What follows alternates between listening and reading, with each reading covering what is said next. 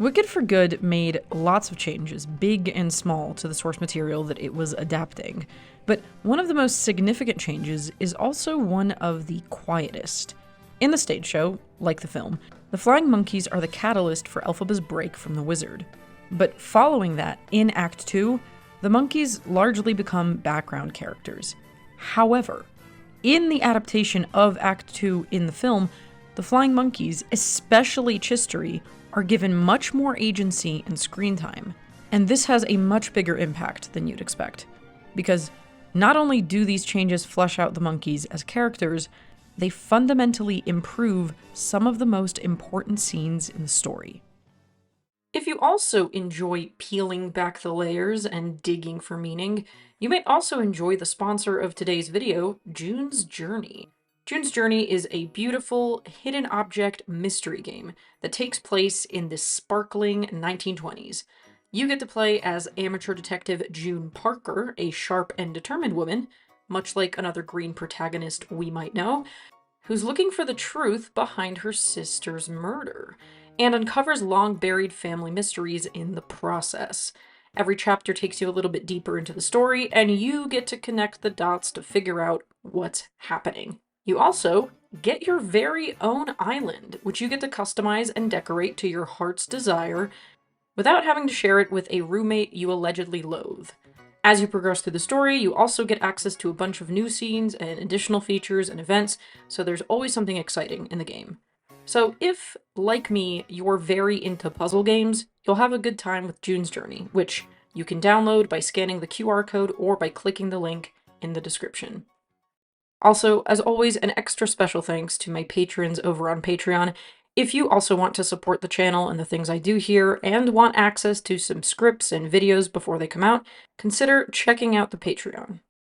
So, how exactly is the monkey's role expanded, and why does it make this big of a difference? Right off the bat, we get a brand new film-exclusive scene built around the new song, No Place Like Home. As Elphaba finishes singing, the animals start to turn on her when they hear she's the one who gave the monkeys wings. Elphaba tries to explain that she'd been tricked, and as she does, the flying monkeys arrive. But then what happens? We see the monkeys observe, but they don't capture her, because Chistery stops them. He holds another monkey back, taking in what Elphaba is saying. And this beat here kicks off Chistery's, and by extension, the monkeys' mini arc through the film. It's not just that the monkeys and Chistery are seen more, it's that they're seen more and given agency. As opposed to just being mechanics of the story, they push the story forward themselves. This scene here portrays them not just as passive agents for the wizard, but emphasizes their reasoning, their hesitation, and the impact it has. And for the big part of Wicked that's centered on animals and their oppression, this is crucial. But it only gets better from here. The monkey's agency is expanded on again, and in a way that vastly changes the tone and impact of an entire scene, when Chistery reveals the wizard's secret prison. On stage, this kind of comes across like an oopsie accident. The wizard promises to release the monkeys, he pulls a lever, and then Dillamond, and only him, is accidentally released along with them. But in the film, this is a much grander reveal. It becomes much darker and more conspiratorial. First of all, because now, it's not just Dillamond, but a whole secret prison hidden in plain sight behind the arrogance of the wizard's portrait. In the film, the wizard, having released the monkeys, goes on his merry way, content at having secured Elphaba to his side. He leaves her alone in the room, and there's a moment of quiet. But Chistery, newly released, doesn't run. Not yet. He lingers, just enough to give Elphaba a hint of where to look. He points her to the wizard's portrait, and all she has to do is trust him. And she's Elphaba, so of course she does. And it's there that she uncovers the horror. This flows much more smoothly for a couple of reasons. First off, changing this reveal from essentially an accident to a choice makes the moment much stronger. Because, for one, it avoids making the wizard feel uncharacteristically careless and sloppy, like he would just make that big of a mistake. It's also tonally more compelling to have Chistry point this out after the wizard has already left. It doesn't just happen in a whirlwind of chaos now. It's calm. It seems like things are working out. But now there's the added tension of something not being quite right. This creates a delay, and the delay makes the reveal feel a whole lot more earned. Because now, this is something Elphaba is digging into herself, rather than kind of stumbling into. And finally, this makes both Chistry and Elphaba active rather than passive players in this scene. It's because of both of their choices that we get the result that we do. So this strengthens both their characters individually as well as their relationship to one another, showing them properly collaborating for the first time, which is important because we know that that will continue. And the fact that it's Chistry, specifically, who makes the choice to reveal the prison is also huge. This is a continuation and a step up from his earlier moment where he holds his comrade back. Now, he's deliberately acting against the wizard. So, a scene that originally kind of just happened is now more foreboding, tense, and meaningful for all characters involved. This continues with the next short added scene. Following their release, the monkeys run into Fiyero, where they actively defect and then join forces with him. It's a small moment, but nonetheless another emphasizing their agency in the story as well as their relationship with Fiyero, which again will matter. Then, this partnership also smooths out the flow of the next scene.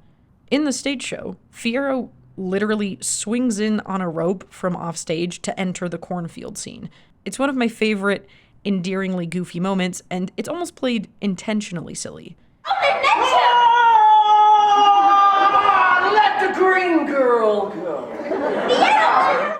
In the film, though, he's now brought there by his new allies, the monkeys, who he then tells to follow Elphaba to protect her.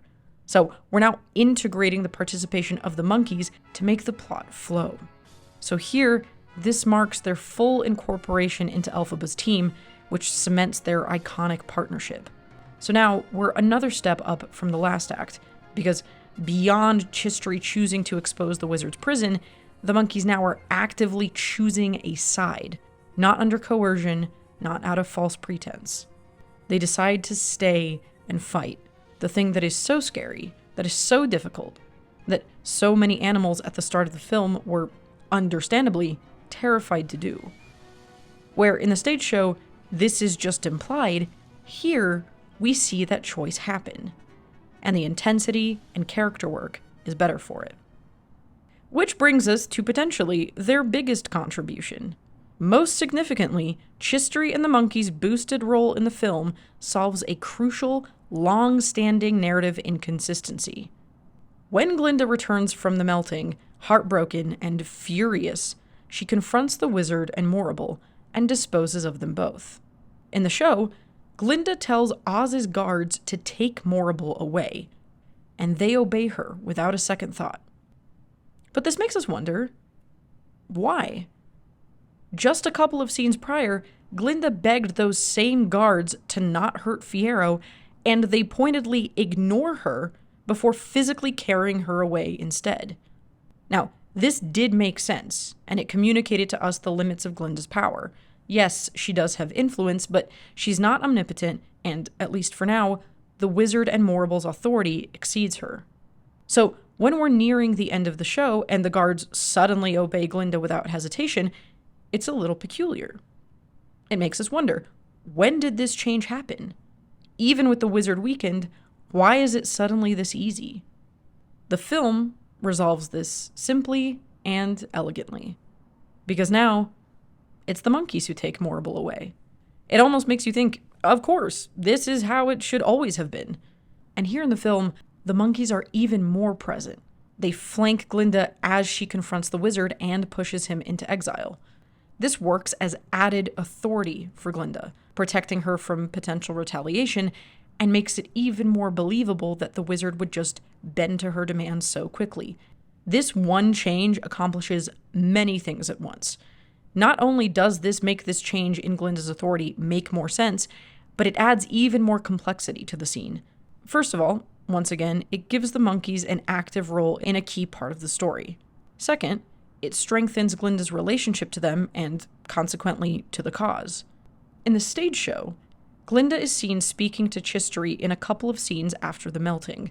First, when Chistery gives her the bottle, and second, they have a tender beat right before she ascends into the bubble to return to the bookend of No One Mourns the Wicked. He gives her the grimoire, and they share a moment of understanding. In the film, the moment where Chistery gives Glinda the bottle remains, but now it's even stronger because of what we've seen before. Just as the monkeys chose to definitively side against the wizard, these changes emphasize their choice to support Glinda, and what that means. Glinda, very literally, could not do this without them. As the successor to Elphaba's mission and the architect of a kinder and more just Oz, emphasizing Glinda's relationship with the monkeys is brilliant and indispensable. It underscores Elphaba's trust in Glinda and, consequently, the monkeys' trust in her. It is their trust in Glinda that legitimizes her as Elphaba's successor, and their power, together with Glinda, that allows them to depose Oz's tyrants, which creates something powerful. It's the collaboration between human and animal that makes this all possible. So these moments, the way that they're structured at the end of the film, emphasize Glinda and Chistery's partnership and common goals. It's not just that she takes on Elphaba's mission now, it's that she's working side by side with Elphaba's allies and the wizard's victims themselves. Working with Chistery is that first show of true commitment. And now, the monkeys, with this renewed arc, aren't just victims to be saved. They're the ones who take Oz back. Again, thanks so much to June's Journey for sponsoring this video, and don't forget to download it by scanning the QR code or clicking the link in the description.